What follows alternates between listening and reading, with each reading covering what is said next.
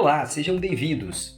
Eu sou Luiz Maia e você está ouvindo A Síntese, uma revista de podcasts internacionais sobre tendências e cenários futuros, que é fruto da parceria entre o LID Pernambuco e a UFRPE. A cada semana, a gente chama sua atenção para os assuntos que podem nos dar mais e melhores perspectivas. Hoje a gente vai iniciar falando sobre um tipo de risco surpreendente, associado a essa rápida adoção de motores elétricos em veículos e meios de transporte. Estamos falando do risco de explosão de baterias nesses equipamentos, um assunto ainda pouco discutido, mas que tende a ganhar muita atenção nos próximos anos. Em seguida, vamos conversar sobre as estimativas e as tendências observadas na China em relação ao volume de gastos públicos dedicados à sua política industrial, com impacto sobre as decisões que o próprio mundo ocidental já começa a tomar. Bora começar? Vamos embora!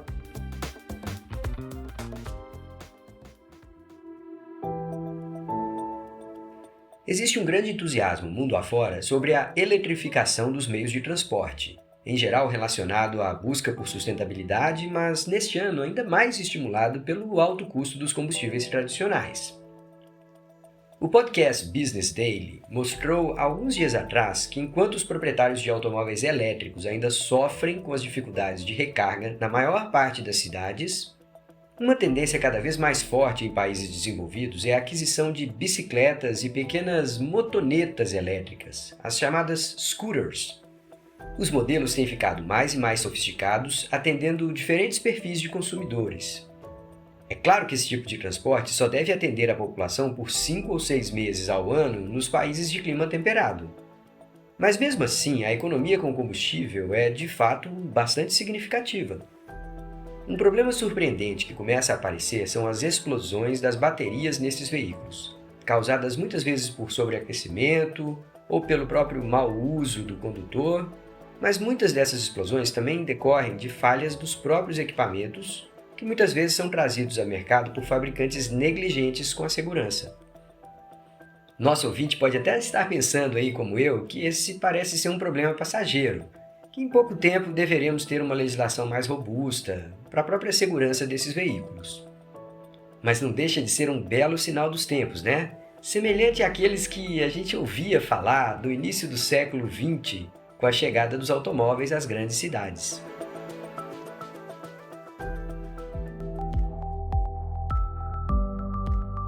O podcast China Business Review resgatou recentemente uma daquelas questões mais controversas nos debates econômicos mundo afora, a tal da política industrial. Em linhas gerais, se fala de política industrial quando o governo decide intervir no livre funcionamento dos mercados para tentar desenhar a trajetória de determinados setores, usando para isso meios como o crédito ou o próprio capital subsidiado, a criação de empresas estatais, a contratação pública de grandes obras e por aí vai. A controvérsia é grande porque acabam se misturando nessa discussão aspectos ideológicos, visões de mundo, sem falar de muitas visitas e revisitas às experiências históricas. Mas o estudo que eles apresentam procurou medir e comparar o volume de recursos empregados pela China em ações bem específicas de política industrial, sobre os quais se tem, de fato, informações minimamente confiáveis. E, claro, buscou-se tornar essa medida comparável às que se pode obter para outros países. Em todo caso, as evidências levantadas, calculadas com dados anteriores à pandemia, acabam por mostrar que a China gastaria cerca de 1,7% do PIB naquele determinado conjunto de ações de políticas industriais. Esse número chama atenção por várias razões. Primeiro, porque esse valor é relativamente estável com o passar dos anos, mas numa trajetória ligeiramente ascendente, o contrário do que acontece na maioria dos outros países.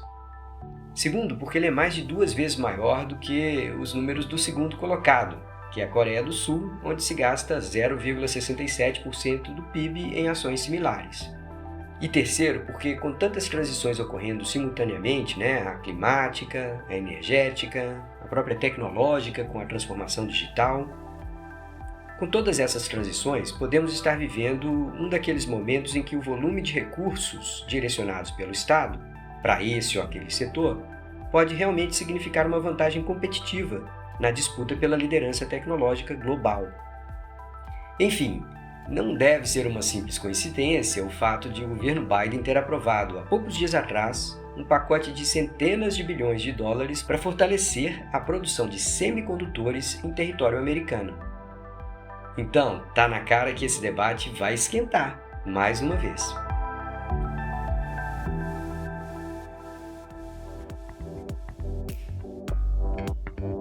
Você acaba de ouvir o podcast A Síntese, uma parceria do LIDE Pernambuco com a UFRPE, através do seu Núcleo Econômico Integrado.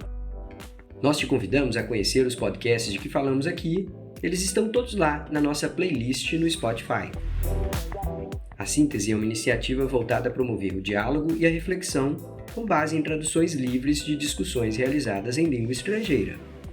Sendo assim, nossas interpretações podem conter pequenas imprecisões aqui e ali, e não devem ser consideradas recomendações de investimento. Fique ligado e compartilhe!